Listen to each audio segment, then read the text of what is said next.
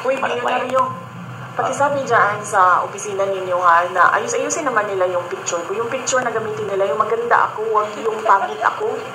Wala naman akong pakialam kung anong sasabihin ng inyong outfit about sa akin. Basta pakiguran maganda yung picture ko. Sige ma'am, makakarating po. Bakit yung mga kalaban ko, magaganda yung mga picture na ginagamit nila? Bakit pangit yung picture na ginagamit? Sana yung mga tiga Office of the Vice President. Padalhan nyo nga ito siya ng mga magagandang picture ko para yun ang gamitin nila. Please lang. Di ba ma'am? Napansin mo yun ma'am? Yung kalaban ko maganda yung photo, tapos ako pangit yung photo. Eh, ang katotohanan naman, mas maganda naman ako doon sa kalaban ko ma'am. Ano sana ma'am? Ha? Ano sige pagawas? Ano yung sino ba kausap ko doon sa bilyonaryo na nakanganga ako, JC? Ano yung photo na yun? Ayan, si JC. Alam niyo yung JC, ah. Okay. Regarding sa plano po ni bagong ombudsman, Remulla, na hukay niya doon ulit sa hukay yung formalities. Sabihin niyo may nilulutong narrative yung administration? Oh, yes. Oo. Matagal naman na ako nagsasabi, diba, na wala namang ginagawa itong gobyerno na ito. Kundi, number 1, mamulitika, at number 2, ubusin ang budget ng Pilipinas sa korupsyon. So, yan lang yun. Ang ginagawa nila, sir, sa totoo lang. Meron ba kayong nakikitang project? Wala. Diba? So, ibig sabihin, wala na silang ibang objective para sa kanilang pagkaupo dyan sa administrasyon, kundi mamulitika, and ang end goal nila is perpetuation in power. Sinabi ko na yan noon pa. And paano nila gagawin yon? Ay syempre ubusin nila yung kaban ng bayan sa korupsyon.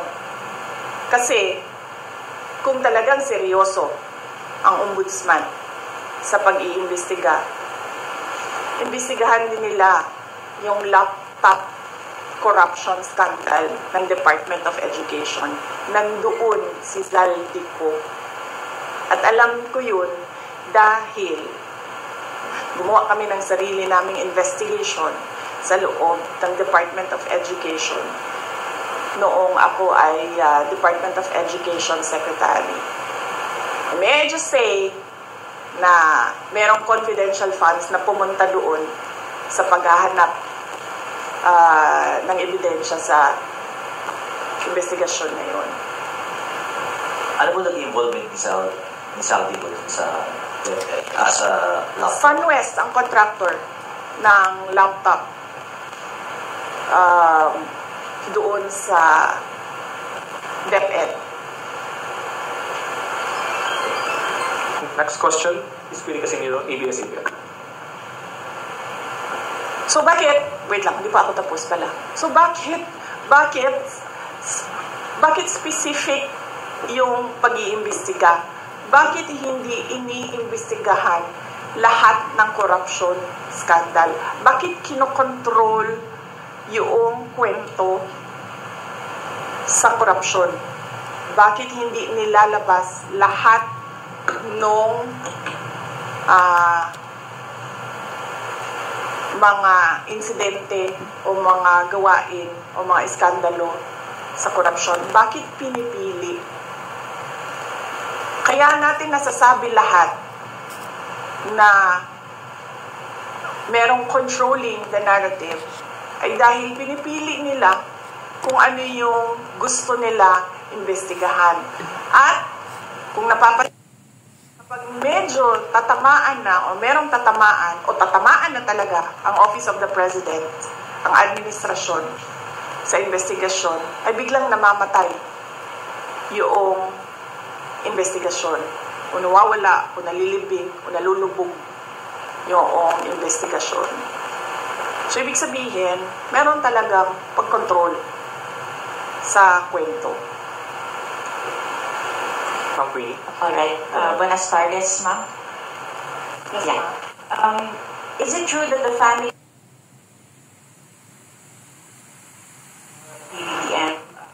captioned headshot approached you and is asking for help, but you allegedly turned them down?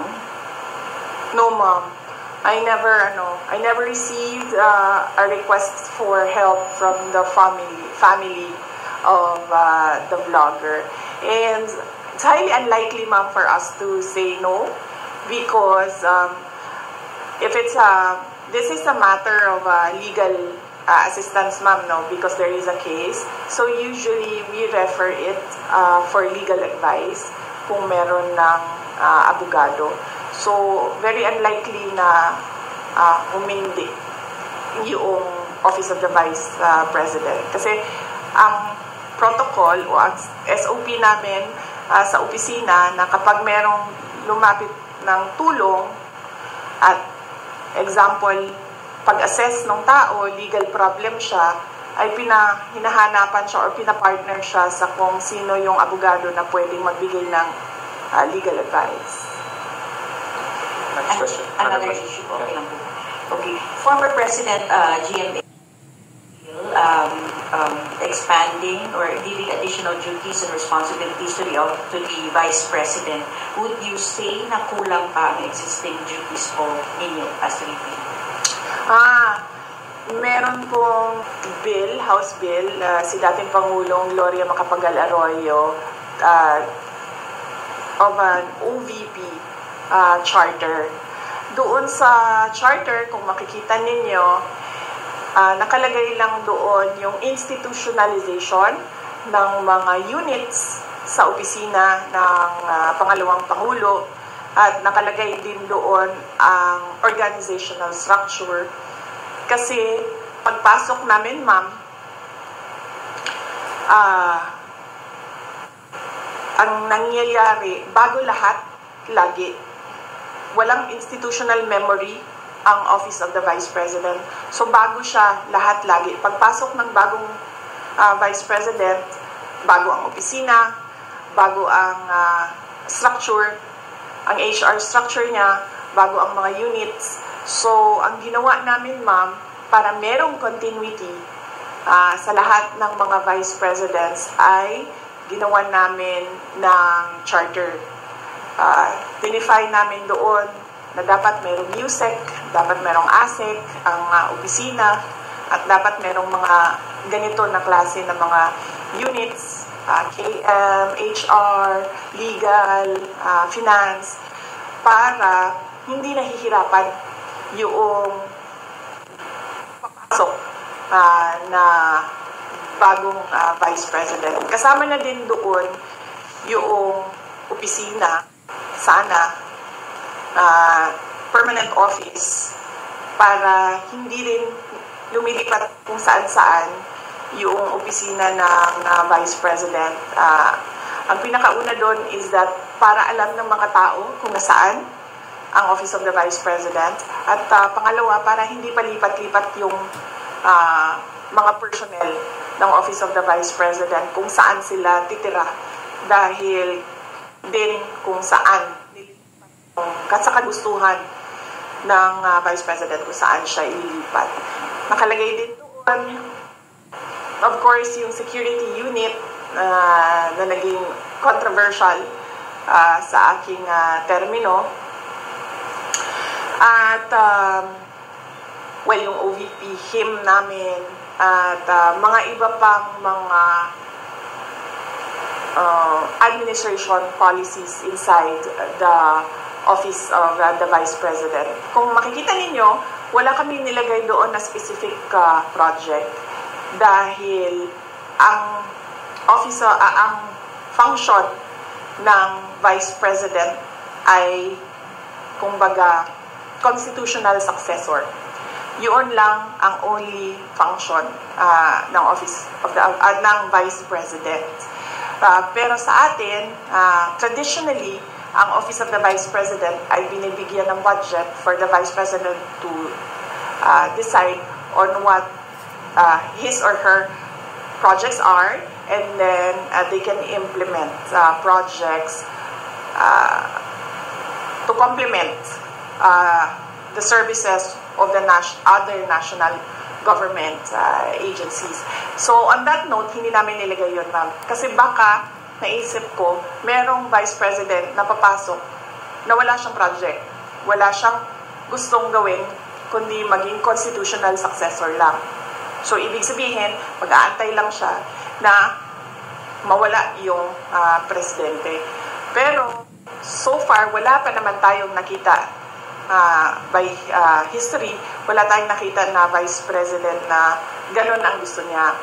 Lahat merong kani-kanilang projects. At hindi lang namin ginawa ay mag-define kung ano yung project. Kasi magdedepende yon sa panahon kung kailan siya naging vice president, sa panahon kung kailan anong relevant na project. So ang ginawa ay yung structure ng opisina na kahit anong project ay ma-implement noong organization.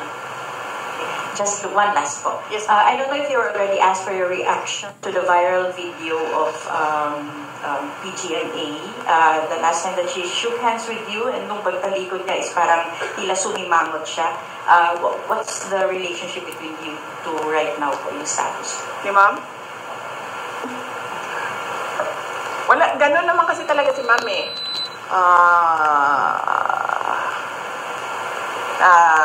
Hindi lang sa akin. Nakita ko na rin siya, ganyan siya sa ibang tao. It's nothing personal. I don't think it's, she's doing it on purpose and she's doing it to express disgust or to express disapproval sa isang tao. It's not the first time she's done that. Ma'am, last question. It was the first time na narinig namin sa inyo during your press conference or ambush interview sa Zamboanga kung paano po nagamit yung confidential funds ng Department of Education. And you've mentioned si Zaldico. Ma'am, pwede niyo po bang ibahagi pa sa amin ano yung findings ng DepEd regarding the laptop scandal? And then, ano po ang ginawa ninyo sa findings na ito? Ipinaalam niyo ba kay President Marcos? May ginawa po bang parang case build-up para kung makusuhan man, kung may ikakaso pa? Yes, gumawa kami ng investigation sa loob ng Department of Education. Isa sa mga pinagamitan ng confidential funds ay yung corruption sa loob ng Department of Education. Hindi lang sa laptop madaming reports of corruption inside the Department of Education. Hindi lang sa central office, kasama na yung sa mga regional offices namin. So kapag merong reports, pinapaimbestigahan yon. So isa sa mga inimbestigahan is yung laptop. Ang unang ginawa doon is nag-request ng fraud audit sa Commission on Audit. Tapos kami sa loob ng Department of Education, gumawa din kami ng sarili naming investigation para kung ano man yung ma-actionan namin sa loob ng DepEd, ma-actionan na kaagad namin. Unfortunately, yung procurement ng laptop, hindi siya nangyari sa loob ng Department of Education. Nangyari siya sa DBM.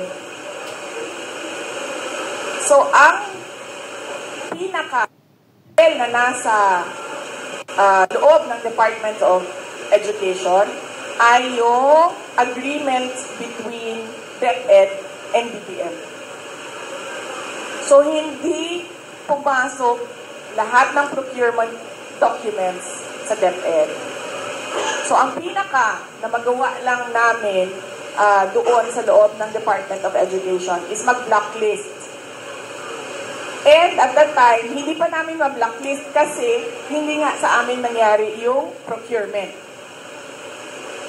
So, natali yung kamay namin doon. Kaya inasahan namin na doon sa fraud audit ng Commission on Audit, may lalabas doon na mga personnel involved.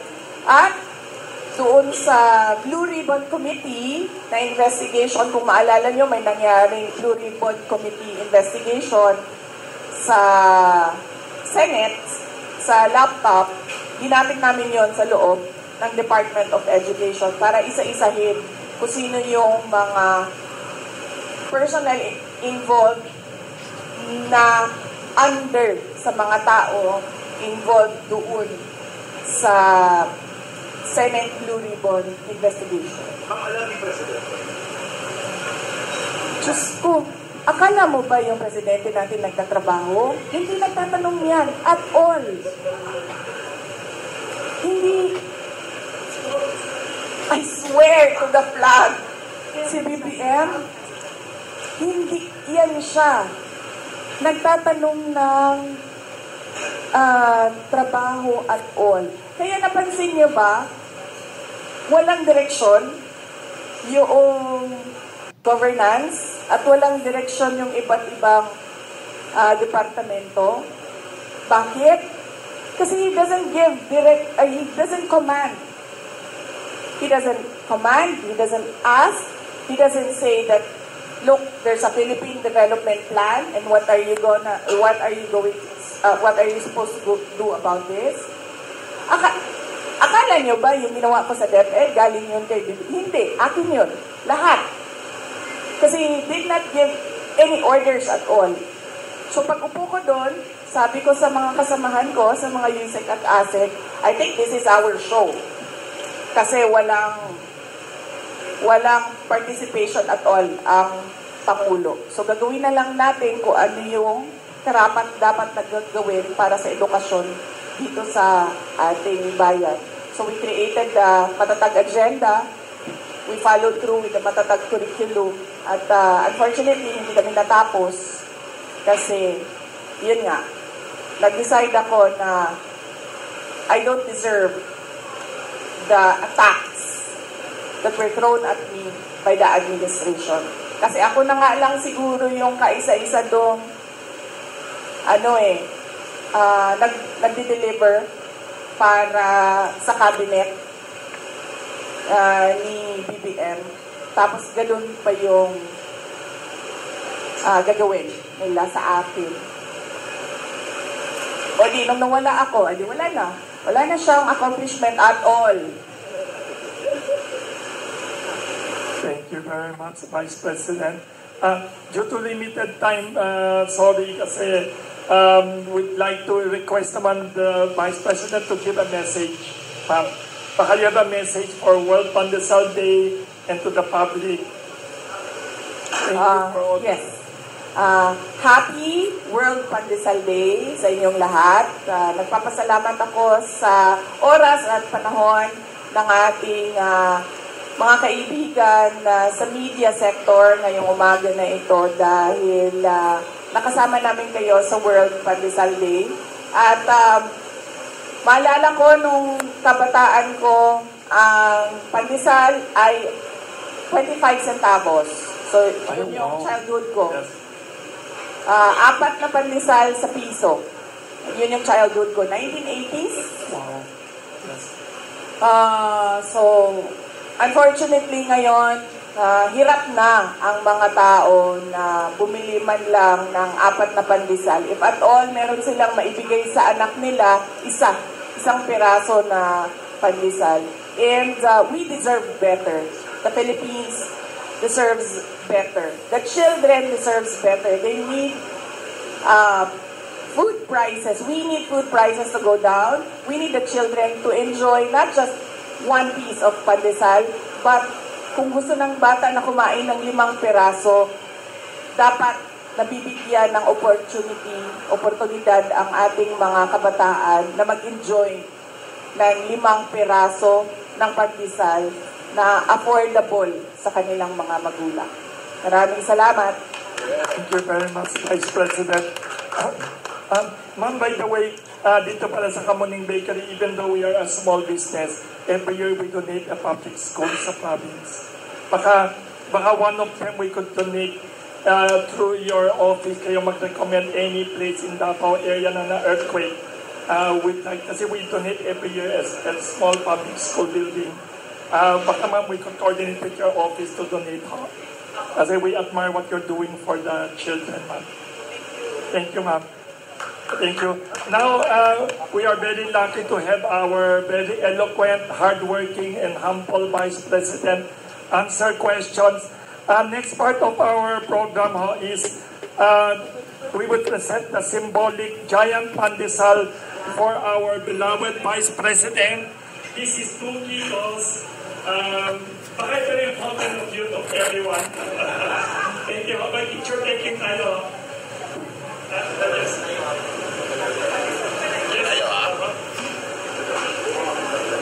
Giant pandesal for Vice President. Of course, di niya kakainin in one.